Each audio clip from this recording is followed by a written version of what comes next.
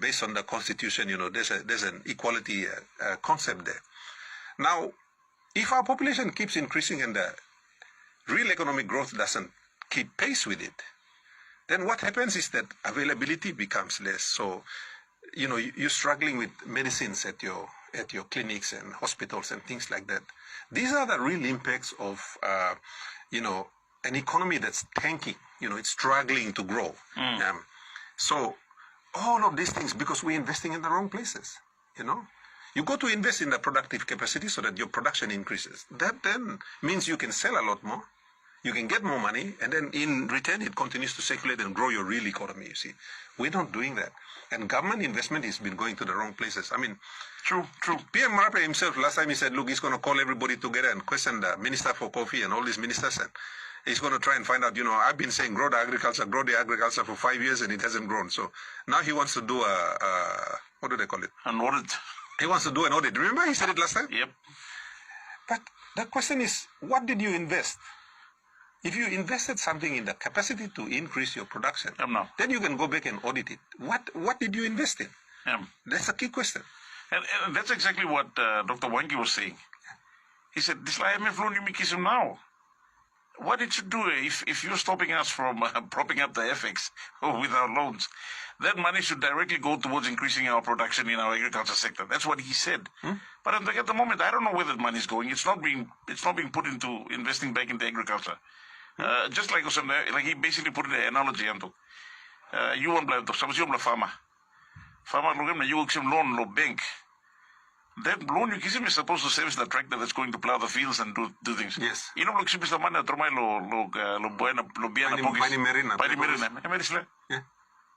It was a really simple analogy. You invested back into like you said, the productive capacity boosted. Yeah. And we took that loan, and we don't know where that money is going. The money is actually going to paying for goods and services, not in investment. Not in investment. Consumption.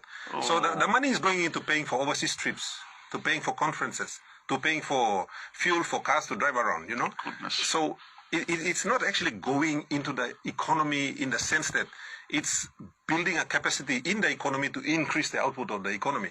So, like I said, we're spending 400 million kina. Look at a lot of these so-called Connect PNG roads. These are not economic roads,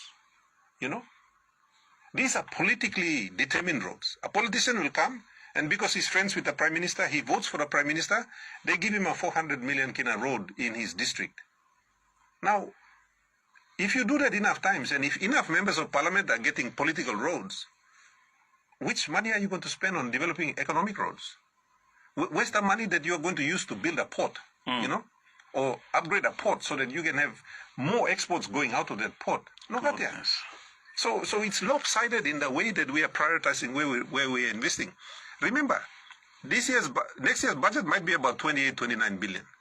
You see, if it's that amount, and we are not putting the money from that budget into the productive capacity that we are just talking about, yes, and Dr. Wangi spoke about. Yep. Well, we're going to have the same problem because this gap that you're seeing now is going to increase. True. And people are going to feel it even more in their pockets. But here's the worst thing. If you have super fund, how long have you been contributing to super fund? Since you started working? Since I started working, yeah. Okay. For example, if you have, say, 100,000 kina in your super fund right now, yep, well, I'm telling you that your super fund is only worth 64,000. Goodness. Because of the poor performance of the government, you have lost 36,000 kina in your super fund. Goodness. That's the real meaning of all of this. Now, if we keep performing badly, you could lose 50% of your super fund. It's sitting there, you might think you have 100,000 kina, number talk 100,000 kina, but real true and 50,000. It could go to that, you see. It could go to that. A lot of Papua New Guineans who've been working really, really hard for all their lives, and they've got, someone with 1 million kina superannuation, in real terms, Emi got 600,000 kina sols in Alobe. That's he's lost 400,000 kina. His life's hard work and savings and everything, yeah. Government kill him because of government poor management. True. and lack of discipline, spending money all over the place. Emia, you've lost your value. However, if the thing turns around and real GDP increases, and then you're beginning to end up with reducing that gap, then the value of that money will actually go back up again, you see.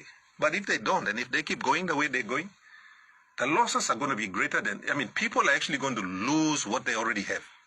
That's the problem. Governor, I'd like to thank you so much for your time. And again, I do invite you next week if you are free anytime to do pop in. I would love to have a discussion about the budget coming up. But truly, this figure graph so the NSO, I think it was an eye-opener for many of us. And especially when you put it in that context. But again, anyone, if you are tuning in this morning or watching via our Facebook page, check out Governor Bird's page. It's Allan Bird.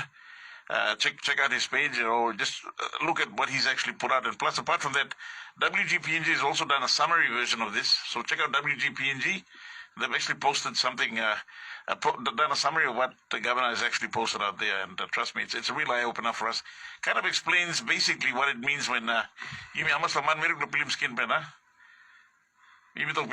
Past time rice me buy no 38 kina, now me buy no 50 kina. You're lucky to get it at 49 kina, 48 kina, 10 kg bag of roots rice, I'm telling you.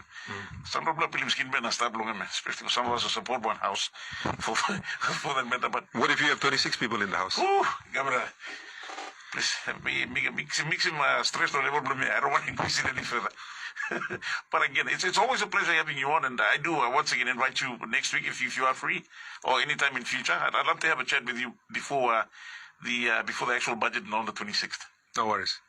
Thank you so much for your time. My pleasure. Thank you, Kaligan. And thank you. Finally, any last parting comments to our listeners? Well, I wish I could come and tell you good news.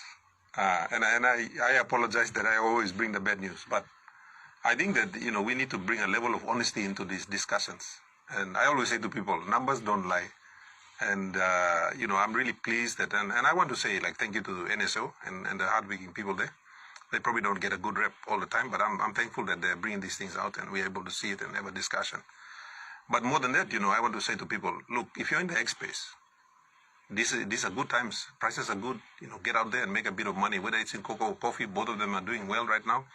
Cocoa is going to continue to do well for another 2 or 3 years, So, clean your cocoa plot, add some fertilizer to it. Same with your coffee, add some fertilizer. And, you should be looking at a good harvest next year if you fertilize it now. So invest in yourself. Government is not investing in the right things, but that doesn't mean you have to be stupid as well. One bag fertilizer costs about 100 kina. Go spend 100 kina and put it, add a little bit low, or the ash blow, or the cacao blue, or coffee blue, and trust me, you're going to see a good return next year. Governor, always a pleasure. Thank you so much. My pleasure. You got the major news bulletin up next. I'm Callaghan Tanda. Have a top safe week. And again, take care as always to you and your own as such. Again, take these words seriously when you have discussions, when you have messages like this coming from Governor Bird. Someone who's very critical about the current state of our economy and who's not afraid to speak his mind. We need more of him. We need more of you. No one for it. Over mouse, talk out, talk straight. I'm Callaghan Tanda. God bless.